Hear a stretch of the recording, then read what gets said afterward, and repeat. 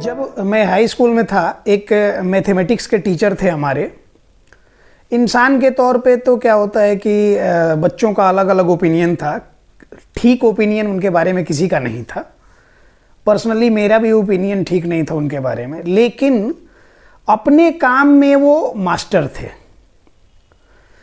तो जब वो मैथमेटिक्स पढ़ाते थे तो उनको सिर्फ पढ़ाना उनका काम नहीं था, वो बेहतर तरीके से कैसे आपको सिखा सकते हैं वो पूरा डिलीवर करते थे। अपना 100% ट्राई करते थे और डिलीवर कर पाते थे।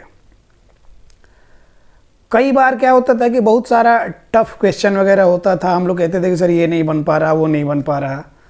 तो समझाते समझाते, जैसा मैंने कहा कि अपने काम में वो इतने स्किल्ड थे कि उनके लेवल का मैच मेरे गांव में और मिशनरी स्कूल था उसमें वो पढ़ाते थे। वो 25-26 सालों से वो पढ़ा रहे हैं और उनके लेवल का मैच कोई मिला नहीं आज तक। तो वो कहते थे कि देखो, मैथमेटिक्स में कितना भी वास्ट से वास्ट टॉपिक हो, क्वेश्चन हो, इक्वेशन हो, कुछ भी हो, सिर्फ 4 चीज़ ही करना है: जोड़, घटाओ, गुना, भाग। सारा मैथमेटिक्स इसी में है। जो भी तुम करते हो, अगर ब्रैकेट तोड़ के कुछ ये कर रहे हो, लास्ट में वही करना है। कहीं जोड़ना है, कहीं घटाना है, कहीं गुना करना, कहीं भाग करना, और इसमें ही तुम्हारा सारा सवाल हल हो जाएगा। हम लोग को लगता था कि इतना सारा वास्ट ये थ्योरम लगाओ, वो थ्योरम लगाओ, ये याद करो, वो याद करो, ये साइन थीटा करो, कॉस थीटा करो, जो भी चीज़ें, लेकिन सही में लास्ट में आता था वही जोड़, घटाओ, गुना, भाग। वहाँ से जब ये बातें लगी कि कितना आसान शब्द में इनने बता दिया कि जोड़, घटाओ, गुना, भाग ही है ओवरऑल मैथमेटिक्स, तो तुमको जोड़, घटाओ, गुना, भाग बस यही सही तरीके से आना चाहिए कि कहाँ पे क्या करना है। ये सवाल से समझ लिया तो फिर जीत गए। सवाल समझ लिया, उसका हल निकल गया, सॉल्यूशन उसका निकल गया, उसको सॉल्व कर लिए। यही नहीं समझे तो फिर वही हाइट एंड डिस्टेंस में फंस जाओगे, ट्रिगोनोमेट्री में फंस जाओगे, स्टैटिस्टिक्स में फंस जाओगे, मीन मीडियन मोड करते रहोगे, समझ नहीं आएगा और फिर लगेगा कि सवाल वास्ट है, ये मेरे से हो नहीं सकता है। ठीक वही बात अब हम अपने प्रैक्टिकल लाइफ में अप्लाई करते हैं और हर एक पेरेंट्स को ये समझाते हैं कि अगर बच्चा ऑटिस्टिक है तो उसमें सेंसरी प्रोसेसिंग डिसऑर्डर कॉमन है, और सेंसरी प्रोसेसिंग डिसऑर्डर को वही ट्रिगोनोमेट्री, वही हाइट एंड डिस्टेंस, वही स्टैटिस्टिक्स, वही मीन मीडियन मोड और जो भी चीज़ें, और जितना भी थ्योरम, पाइथागोरस थ्योरम, तो कौन थ्योरम, तो जितने भी थ्योरम की तरह अगर करेंगे तो कॉम्प्लिकेटेड है। अगर सेंसरी प्रोसेसिंग डिसऑर्डर क्या होता है, सेंसरी इंटीग्रेशन थेरेपी क्या होती है, कौन कौन से सेंसेस इसमें इन्वॉल्व्ड हैं, ये आपने अच्छे से समझ लिया तो फिर कहाँ पे क्या कैसे थेरेपी अप्लाई करना आसान है। और जैसा उनने सारी चीज़ें समझाई और जब से उनकी बात समझ में आई तब से कोई कन्फ्यूजन नहीं रहा और लगा कि इससे बेहतर लाइफ लेसन कुछ नहीं मिल सकता है। इसी तरह आप लोग को भी हम समझाना चाहते हैं, और जो हम समझा रहे हैं ये ही प्रैक्टिकल बात है, इसके बाहर सब मोह माया है। बार बार कहते हैं कि बच्चों में न्यूरो डेवलपमेंटल डिले दिख रहा है, शरीर सही ग्रो कर रहा है, तो ऑटिज्म टाइप सिम्टम्स जनरली 1.5 साल में 16 महीने के एज के बाद से दिखने शुरू हो जाते हैं। तो मैक्सिमम केसेस में वही सेंसरी प्रोसेसिंग डिसऑर्डर है, जिसको यूट्यूब के मोटिवेशनल स्पीकर और मेंटर लोग वर्चुअल ऑटिज्म कह के, उन लोग को इस बारे में आइडिया है नहीं, लेकिन फिर भी वो कहीं से टॉपिक उठा लिया और वो टेक्निकल टर्म नहीं है, वो सेंसरी प्रोसेसिंग डिसऑर्डर है। और सेंसरी प्रोसेसिंग डिसऑर्डर में इन्वॉल्व क्या होता है, वही जोड़, घटाओ, गुना, भाग बताने जा रहे हैं। अच्छे से समझिए कि 5 हमारे स्पेशल सेंस ऑर्गन्स, जिसमें कि आँख, नाक, कान, जीभ और स्किन, ये 5 स्पेशल सेंस ऑर्गन्स जिनको ज्ञानेंद्रियाँ बोलते हैं, ये इन्वॉल्व होते हैं। इसके साथ साथ प्रोप्रियोसेप्टर्स, इंटेरोसेप्टर्स और वेस्टिबुलेशन का जो प्रोसेस होता है, वेस्टिबुलर सिस्टम हमारा होता है बैलेंसिंग एंड कोऑर्डिनेशन का, तो ये तीनों अलग से उसमें इन्वॉल्व हो जाते हैं। ब्रेन के हायर सेंटर से ये रेगुलेट होते हैं। तो ये तीनों सेंसेस भी, तो ये 5 स्पेशल सेंस ऑर्गन्स, प्रोप्रियोसेप्टर्स, इंटेरोसेप्टर्स और वेस्टिबुलेशन, ये 3 मिल गया तो 8 सेंसेस इसमें इन्वॉल्व्ड हैं सेंसरी प्रोसेसिंग फंक्शन में। जिसका इंटैक्ट है वो वीडियो मेरा देख रहा और मेरा भी इंटैक्ट है, मैं वीडियो बना रहा, आपको समझ आ रही बात, इंटैक्ट नहीं होता मेरी बात, आप प्रोसेस नहीं कर पाते, आप समझ नहीं पाते। और मैक्सिमम लोगों का तो हमको लग रहा है कि उनको भी प्रॉब्लम है सेंसरी प्रोसेसिंग का। उनको मोटिवेशनल स्पीकर और मेंटर लोग उल जुलुल क्लिक बेट वाली बातें बताते रहेगा, ऐसा कुदा दो, वैसा चढ़ा दो, वहाँ ये खिला दो, वो पिला दो, बच्चा ठीक हो जाएगा। तो प्रोसेसिंग का इशू तो आपको भी है, तो इस बात को बेहतर तरीके से समझिए। अब इन्हीं 8 सेंसेस में कहीं कोई डिले है, प्रोसेसिंग में डिले है, तो ये सारी प्रॉब्लम्स क्रिएट हो रही हैं। बच्चे का नाम बुला रहे हैं तो 10 में 2-3 बार रिस्पॉन्स दे रहा है, और गाना बजा दे रहे हैं तो 10 में 10 बार रिस्पॉन्स दे रहा है। तो क्या है, सुनने की प्रॉब्लम तो नहीं है, इसमें ऑडिटरी प्रोसेसिंग डिसऑर्डर बोलते हैं। ऑडिटरी सेंसेस को प्रॉपरली प्रोसेस नहीं कर पा रहा, लेकिन अपने मतलब के ऑडियो को प्रोसेस कर ले रहा। राइम्स बज रहा, कार्टून की आवाज़ आ रही, इलेक्ट्रॉनिक डिवाइसेस की आवाज़ आ रही, उसको लग रहा कि मेरे मतलब की चीज़ है, दौड़ के आ जाता है, पकड़ लेता है। उसको 100% एक्यूरेसी है उसमें, लेकिन नाम बुला रहे हैं, उस पर रिस्पॉन्स नहीं दे रहा, मतलब कि उस बात में उसको इंटरेस्ट नहीं है। इसको बोलते हैं auditory processing disorder. Visual processing disorder में क्या होता है कि कई बार देखेंगे कि ब्राइट लाइट से बच्चा ऐसे करके ऐसे ऐसे करके देखेगा। कई बार क्या होता है कि वो चीज़ों को प्रॉपर सामने सारी चीज़ें दिख रही हैं, उसमें कंफ्यूज है क्योंकि वो प्रोसेस नहीं कर पा रहा, उन चीज़ों के बारे में अवेयर नहीं है। तो विजुअल प्रोसेसिंग डिसऑर्डर होता है, टेक्टाइल प्रोसेसिंग डिसऑर्डर होता है, ऑल्फैक्टरी प्रोसेसिंग डिसऑर्डर होता है। ये overall processing sensory processing disorder है। बच्चे में बॉडी अवेयरनेस नहीं है। अब जैसे हमने प्रोप्रियोसेप्टर्स की बात की, तो हम अपना पैर जमीन पे रखे हैं, अभी सोफे पे बैठे हैं, अभी ये आंख बंद हो और कान बंद हो, हाथ भी बांधा हो, तभी हमको पता चलेगा कि सोफे पे बैठे हैं, जमीन पे पैर है, ना कि आग में पैर है, ना कि पानी में पैर है, ना कि बर्फ पे पैर है। तो ये है सेल्फ अवेयरनेस, बॉडी अवेयरनेस।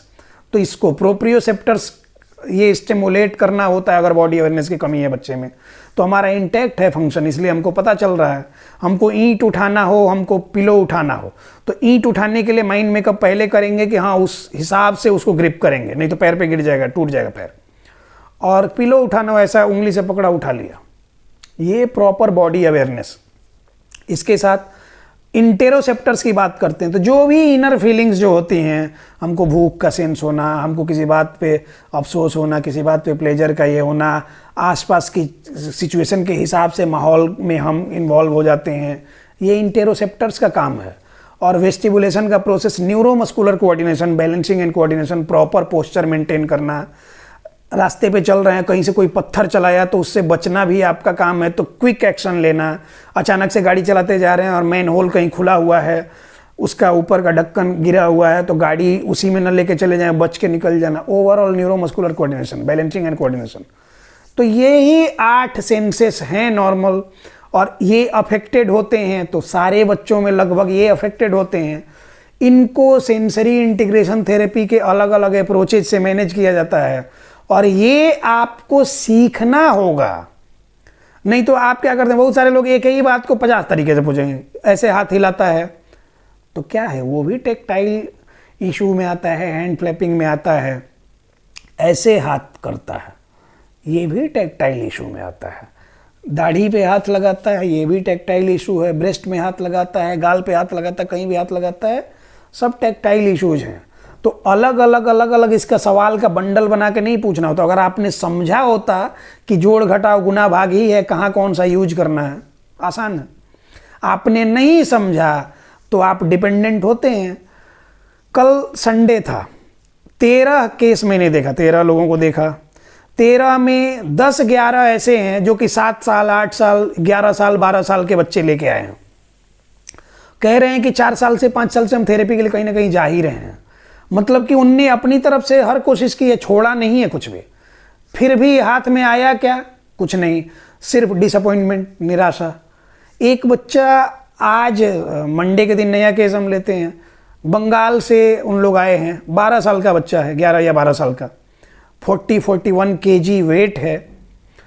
और उस बच्चे में प्रॉब्लम है, GDD है, ग्लोबल डेवलपमेंटल डिले है, कन्वल्जन वगैरह के भी सिम्टम्स हैं उसमें, उसकी दवाएं चल रही हैं। और आप यकीन नहीं करेंगे कि चलो ठीक है, ग्लोबल डेवलपमेंटल डिले है, मतलब चलने फिरने में भी प्रॉब्लम होगी, ग्रिप की प्रॉब्लम होगी, फेशियल मसल में वीकनेस है, ये तो होता है।